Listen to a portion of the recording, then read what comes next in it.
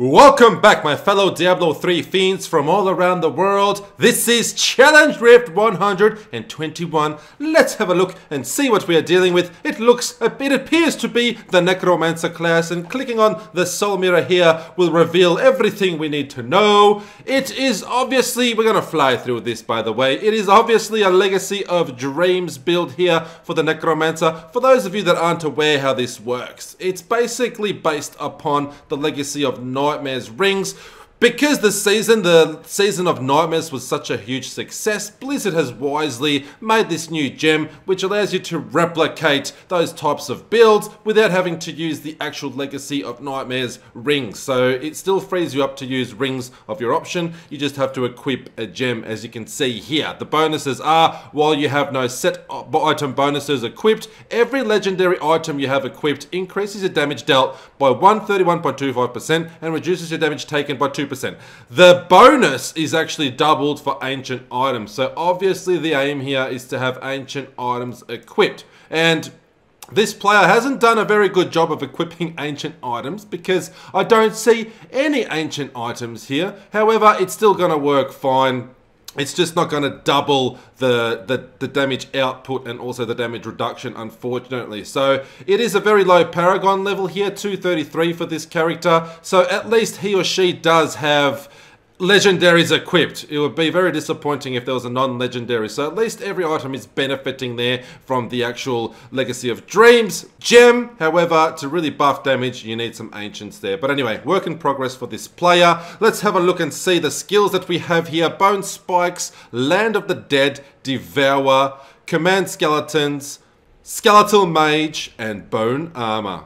So, strangely enough here, however, Land of the Dead isn't really going to be necessary to use because the only corpse skill that we have here, or ability, is Devour. And because we're going to be killing things so much and so often, devouring corpses is not going to be an issue. So basically right off the bat you can ignore Land of the Dead. I don't know why it's there. It doesn't need to be there. So as soon as you click on the challenge obelisk here and you enter the actual challenge rift, what you want to do is activate your bone armor. Get those stacks up.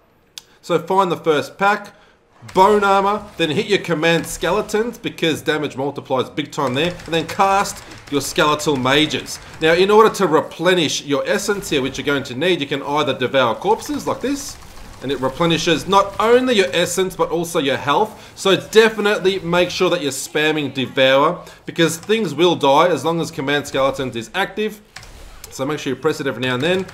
Summon those skeletal mages, things will die, and then make sure you devour. Devouring is definitely the best way to not only replenish your essence, but it also replenishes your health. So it actually makes your survivability that much stronger. However, if there are no corpses around, and you're low on essence and you're far away, no corpses, just use your bone spikes. So bone spikes there will also replenish your essence. And they're also handy for opening doors and things like that. So ideally though, definitely use Devour. And don't forget to get those stacks of bone armor up. And then just keep casting your skeletal mages and devouring corpses.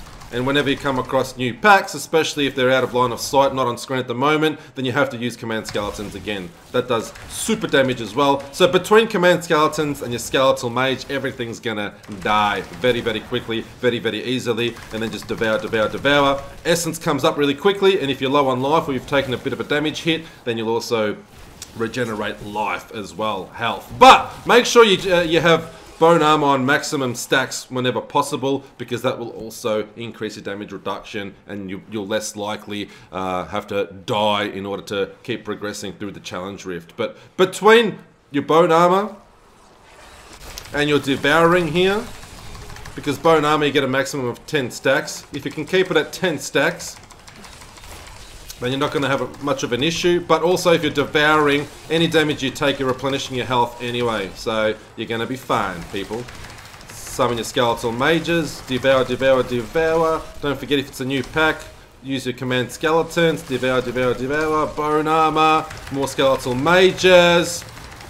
and devour, devour, devour. And also, you're actually doing a lot of extra additional damage because of an item and your skills. They're set up in a way where if you're at maximum essence, sorry, you'll do extra damage. But I'm not going into detail about the items and stuff like that because everyone's just here for the mechanics. Learn how to do it really quickly if you haven't played Necromancer before, and then we'll just do the challenge rift. So let's go on in. I've already babbled too much. I promised myself I wouldn't talk too much. Let's go on in and do this one together. Love you all very much. I appreciate the support here more than any of you can ever imagine. Thank y'all. Let's go do this one like the amazing team that we are. A team is not a team if you don't give a damn about one another. I'll be super impressed if anybody can tell me what movie that reference is from. Alright, so like I mentioned, summon those skeletal mages. Use your command skeletons. Elites just pop like that into glorious globes that we need to pick up. Orbs, excuse me, not globes, same shit really, that we need to pick up in order to keep on progressing. Don't forget to devour, keep on moving. So 4 skills ideally you need to keep in mind here. Number 1, bone armor, get those stacks up. As you can see, mine are on 10 already. Your command skeletons, followed by your skeletal mages, spam, spam, spam. Make sure you get those skeletal mages up, and then just devour, devour, devour, and you're all good to go. Land of the Dead, you need to use because it's the only corpse skill we have here, like I mentioned earlier, is Devour. It's rendered useless. And your Bone Spikes, if you're devouring, you're not going to need either. So 2 skills there. And once again, the mouse skills, it's so annoying when people use inactive or useless skills on their mouse buttons because that's what you want to use primarily for skills that you're using. However, with this type of build, the Necromancer is quite unique. We're kind of just casting away. We're not actually using skills where we're targeting. Oh, we're nearly dead. So make sure you devour, devour, devour. As you can see there, I took a bit of damage, took a damage hit, but devoured my way back to life.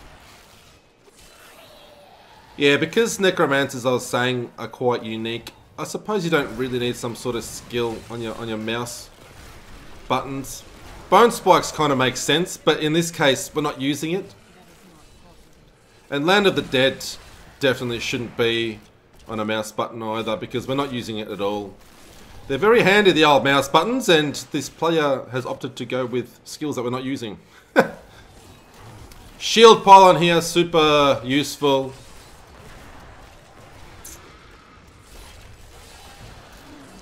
God damn! We're halfway through October, people.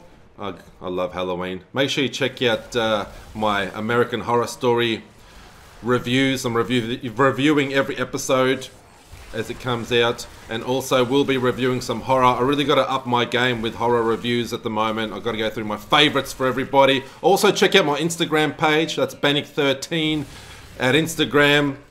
I'm also going to be posting up photos and like movie covers of my favorite horror movies, so check that out. Videos are a little bit more time consuming and harder to make, so with someone as busy as me who has a full-time job plus is pretty physically active, trains a lot, tries to spend time with his girlfriend, friends, family, trying to be social, even though I am quite antisocial, I'm playing a lot of games. Right now I'm playing Horizon Zero Dawn and also Dying Light, so trying to get through Dying Light on my new PC so I can get through that and be ready for Dying Light 2. I have this thing about playing every game in a series before I play a sequel. I hate playing a sequel, like something that's part 2, 3, 4 or whatever, without playing through the entire series. Very rarely do I do it. In fact, I'm not sure if I've ever done it. I always have to play every game in the damn series. That's just, I don't know why I'm like that. Same goes for movies. I'd never watch a part 2 or 3 without watching part 1 from the original. Having said that, TV shows these days highly recommend Black Mirror. Every episode of Black Mirror is like a mini movie. So it's a whole different story, brand new actors.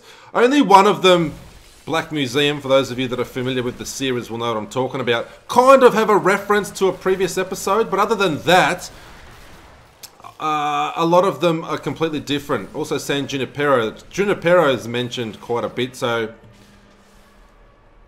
this town, this artificial town that actually exists in the show is mentioned, is referenced a couple times. But other than that, every episode is just like a brand new mini movie. So that's some of the things that I'm watching at the moment. Actually, I finished Black Mirror today completely. I don't know what I'm going to do because in the last 2 or 3 weeks I've binge watched everything, every episode, including the movie Bandersnatch. So now I've got to move on to something else. I am watching American Horror Story 1984, like I mentioned. So check out my reviews for every episode on my channel. If you haven't subscribed yet, now is the time to subscribe, baby, and you can support this hairy guy right here.